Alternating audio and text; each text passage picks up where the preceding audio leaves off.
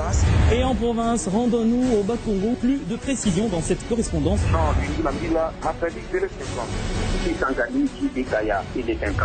Matata Ponyo a exposé les grandes lignes de ses priorités avant l'investiture de son gouvernement.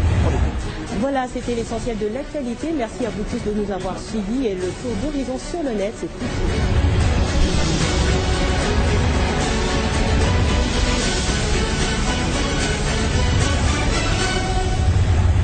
Simplement congolais.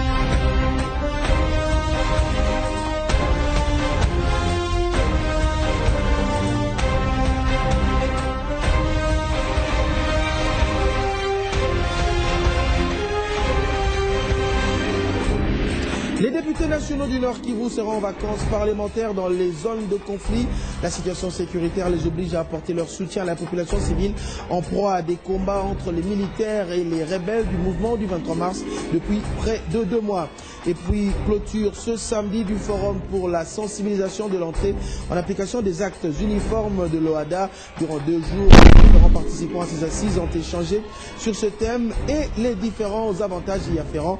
Plusieurs résolutions ont donc été prises à l'issue de ces travaux. Bienvenue à tous sur Télé 50, c'est l'heure de vous informer. Débutons avec la session extraordinaire à l'Assemblée nationale qui s'est clôturée le jeudi 19 juillet dernier. C'est l'heure des vacances parlementaires et plusieurs députés nationaux élus du Nord Kivu comptent se rendre dans leurs fiefs électoraux en proie à des combats entre militaires et rebelles du mouvement du 23 mars. La situation sécuritaire les oblige donc à apporter leur soutien à la population civile. Restons toujours au Nord Kivu. Le gouverneur a effectué une courte visite vendredi à Walikale Centre. Il était à la tête d'une forte délégation composée des membres du comité provincial de sécurité. Sur place, Julien Paluku a appelé la population civile au calme et a collaboré avec les FARDC. L'autorité provinciale a également encouragé l'armée pour le travail abattu en faveur de la sécurité des populations dans ce territoire.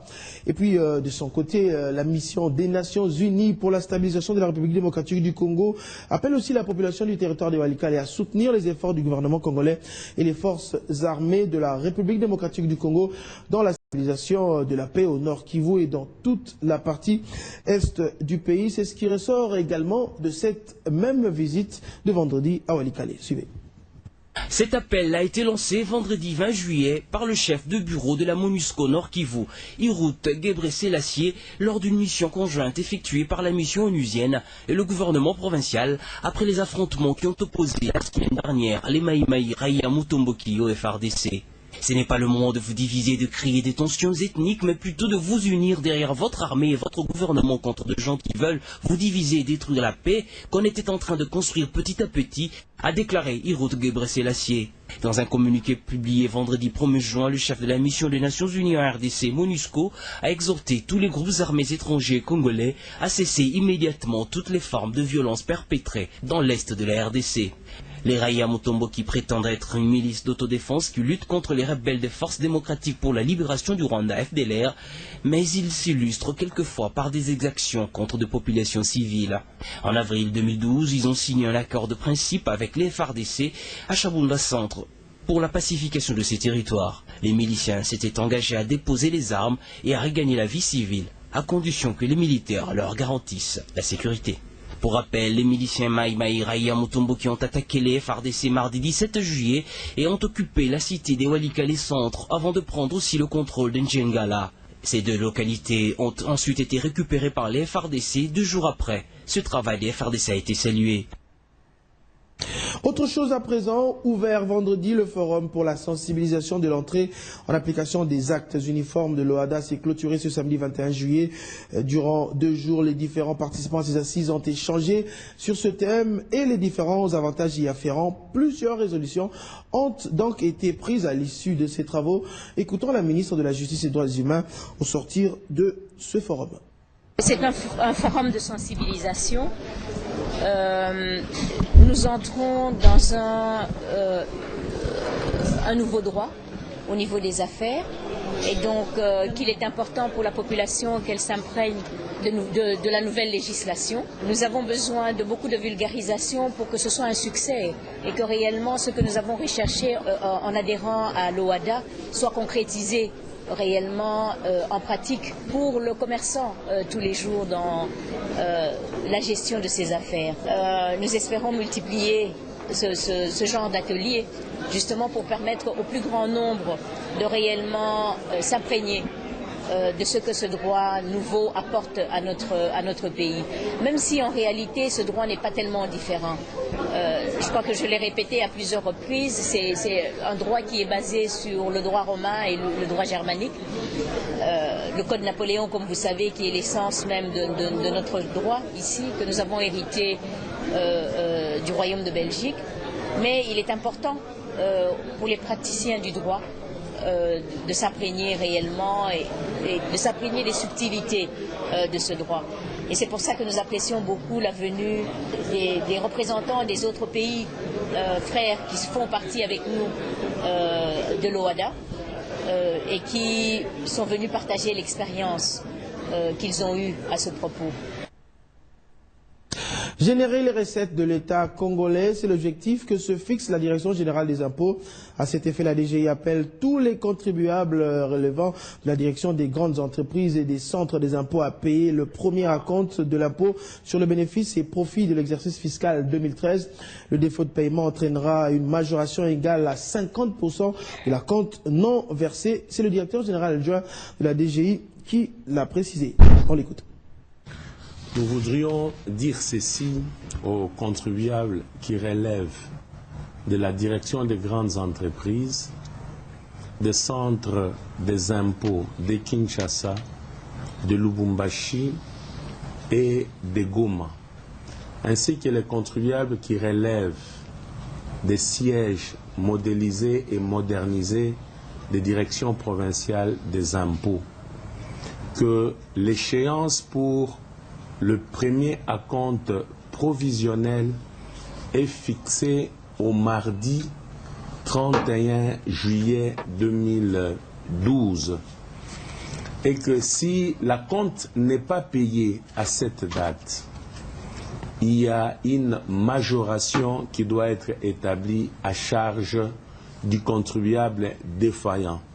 Il en est de même si l'acompte est payé partiellement. Pour la partie non payée, il y a une majoration de 50% pour la partie non payée et une majoration de 50% pour l'acompte qui n'est pas payé également. Et si le contribuable dispose d'un crédit impôt, l'imputation de ces crédits ne peut pas aller au-delà de 20% de l'acompte dû. Parlons des activités des partis politiques. La Ligue des jeunes du PPRD revient à nouveau dans l'actualité. Vendredi dernier, les jeunes de la capitale se sont retrouvés au siège de la Ligue en présence du vice-président national Déo Indoulou. L'objectif était de faire le point sur tous les sujets à la une de l'actualité, notamment la situation sécuritaire dans l'est du pays, l'initiation à la nouvelle citoyenneté, sans oublier les prochaines élections municipales et provinciales. Vendredi 20 juillet 2012, 6e rue Limété, quartier général de la Ligue des jeunes du PPRD. Ce sont les retrouvailles entre les jeunes et le vice-président national de la Ligue des jeunes du PPRD. L'honorable Deogracias Indoulou a tenu à rallumer le feu patriotique dans le chef de cette jeunesse dynamique qui a contribué à la majorité présidentielle. Beaucoup de questions d'actualité, notamment l'appel à la jeunesse de contribuer de façon palpable à l'œuvre initiée par Joseph Kabila Kabange qui consiste à moderniser la République démocratique du Congo dans sa vision de la révolution de la modernité. Le travail, seul le travail, offrira à la RDC sa position du pays émergent. Le jeune du PPRD doit faire le modèle dans la société congolaise. Par rapport à la situation d'insécurité dans l'Est de la République démocratique du Congo, le vice-président national a relayé les arguments du gouvernement du fait que l'Union africaine, le sommet de la SADC se sont investis pour appuyer les efforts de paix consentis par le président de la République et chef de l'État, Joseph Kabila Kabange. Il a enfin terminé par la tenue prochaine des élections provinciales et municipales, c'est dont il a invité les jeunes du Parti du Peuple pour la reconstruction et la démocratie de rester vigilants, disciplinés et loyaux au président de la République, Joseph Kabila Kabange, pour davantage donner la victoire aux candidats de leur parti. L'honorable Deogracias Indoulou a aussi invité les jeunes à adhérer à la discipline du parti sous l'impulsion du professeur Évariste Kochab, secrétaire général du parti. Et dans le reste de l'actualité, au moins 12 personnes tuées, 18 autres blessées dans la nuit de jeudi à vendredi dans un cinéma bondé de à la banlieue de Denver dans le Colorado. Ce samedi, des centaines de personnes se sont recueillies en mémoire des victimes. Le suspect s'appelle James Holmes, étudiant de 24 ans. Il a été arrêté sans résistance à l'arrière du cinéma juste après les faits. Le président Barack Obama a donné l'ordre de mettre le drapeau en berne sur tous les édifices publics pendant 6 jours. La fête des 2 ans de Télé 50 a vécu, c'était vendredi autour de la piscine au Grand Hôtel Kinshasa. Ambiance de fête, de témoignages, mais aussi de pensée pour les populations de l'Est de la RDC. Retour sur l'événement.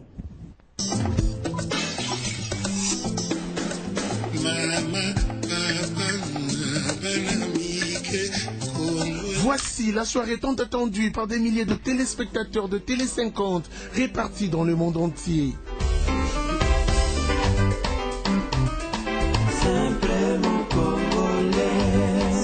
Des surprises, que des surprises. Télé 50 a su rejoindre les attentes de son public.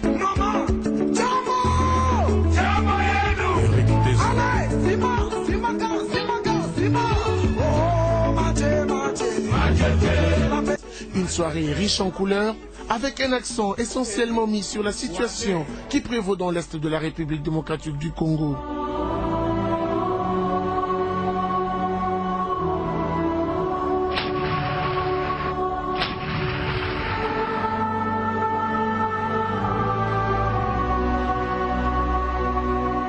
Après le mot de circonstance du directeur général des Télé 50, Jean-Marie Kassamba, qui a retracé la petite histoire de la chaîne et réconforté son équipe pour le travail abattu, enfin arrive le partage du gâteau.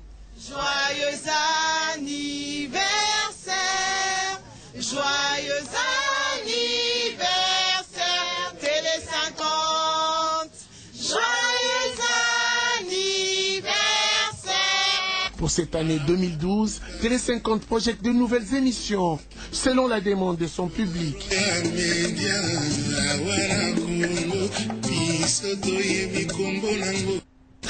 Et puis du sport, tournoi de football international CECAFA pour sa 3e et dernière rencontre en phase de groupe. Le représentant de la RDC, l'ASV Club de Kinshasa, est passé à côté d'une 2e défaite consécutive. Les Verts et Noirs ont concédé un nul d'un but partout face à Simba de la Tanzanie et s'invitent en quart de finale de ce tournoi. Valdo Simon Yamba pour les détails. Battu lors de sa 2e sortie dans ce tournoi de football international, les représentants de la RDC, l'ASV Club de Kinshasa, avaient un statut à faire valoir à ses 3e et dernier match de la phase de groupe face à Simba FC, qui évolue à domicile en présence d'un public acquis à sa cause. Un statut qui n'a pas du tout influencé les clubs de la RDC, dominateur stérile jusqu'à la demi-heure de jeu. Mais à la 35e minute, sur cette balle des contres, Alfred Tabo oblige les défenseurs tanzaniens à contrôler les ballons de la main, les pénaltys est sifflé. D'un contre-pied parfait, Etekiama loge le cuir au fond, l'ASV Club mène 1-0, score qui va avec les deux équipes dans les vestiaires. La seconde mi-temps démarre avec les mêmes rythmes, la possession est dauphin noir, mais la défense des Simba tient bon, cette rentrée des touches rapidement jouée et vite maîtrisée grâce à un bon retour défensif des Tanzaniens. À force d'attaquer, sans trouver les chemins défilés afin de se mettre à l'abri, l'ASV Club se voit rattraper et de la plus belle des manières, ses centres est bien transformé en but. Et c'est le côté droit, Aruna Moshi reprend avec les flairs d'un attaquant aguerri cette balle qui finit sa course dans la cage de Nelson Lukong pour l'égalisation. Le plus dur pour l'ASV Club commence. Sur cette action, l'attaquant des Simba résiste à la charge et parvient à centrer. La défense de l'ASV Club quasi battue s'en remet à la maladresse de l'attaquant qui met les cuirs à côté. Simba FC fait sienne les dernières minutes de cette rencontre avec à nouveau une balle de contre que Issa Mampeko a de justesse renvoyée en corner. Dans la foulée, Simba obtient un penalty qu'il ne transforme en but puisque le gardien de l'ASV Club est bien sur la trajectoire de la balle au grand désarroi des Sunzu qui s'était porté garant. C'est donc à 1 but partout que les deux équipes se neutralisent. Les deux accèdent pourtant en quart de finale. L'équipe de la RDC, l'ASV Club, aura pour adversaire Atlético de Burundi, adversaire que les Dauphins Noirs ont joué cette saison au préliminaire de la Ligue des Champions de la CAF. C'en est tout pour ce journal. Merci de l'avoir suivi. Dans un instant, la revue de presse.